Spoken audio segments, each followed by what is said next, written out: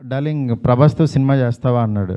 అదేంటి డార్లింగ్ నేను గోపీచంద్‌తో చేస్తున్నాను. ప్రభాస్‌తో అడుగుతున్నావు ఎందుకు చేయను? అలాంటి ఆపర్చునిటీ వస్తే అన్నాను. సరే రేపు ప్రభాస్ బాంబే రమ్మన్నాడు. ఒకసారి ఎళ్లి కలువు అన్నాడు. అనేసరికి ఆయనకి ఫోన్ చేస్తే టక్‌మని వెంటనే వెళ్ళాను. వెళ్ళిన తర్వాత చాలా ఆయనతో అంటే అసలు ఆయన చూడటం అనేదే ఒక గాడ్‌ని కలిసినంత ఒక ఆనందంగా ఉంటది.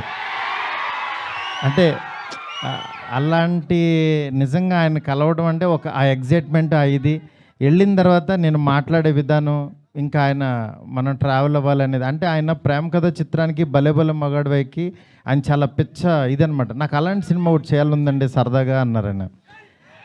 అని అంటే అయ్యో తప్పకుండానండి అని చెప్తే అండి అనొద్దు డార్లింగ్ అని పిలువు అన్నాడు ఆయన.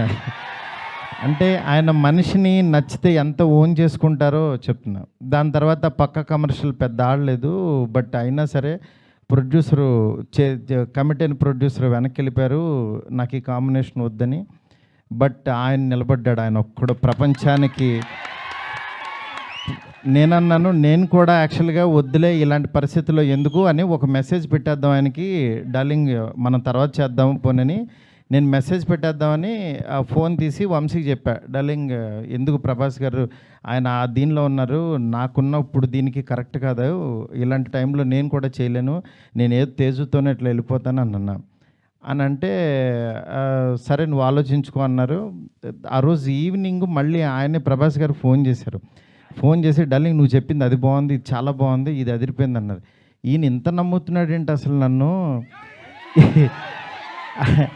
అని ఇంత నమ్మినప్పుడు ఇంత నమ్ముతున్నాడు అనుకుని నేను 2 days ఆలోచించి అరే మనం పని చేయలేము అని వెనక్కి అడిగేస్తే ఇక చచ్చిపోయినట్టే. మనం హైదరాబాద్ వచ్చింది వెనక్కి తిరిగి వెళ్ళడానికి కాదు కదా, అందుకని సరే తేల్చుకుందాం ఇది ఎందుకు తీయలేమో చూద్దాం అని చెప్పి ఆ రోజు కాల్ తీసుకుని ఆయనకి చెప్పడం మొదలుపెట్టాను.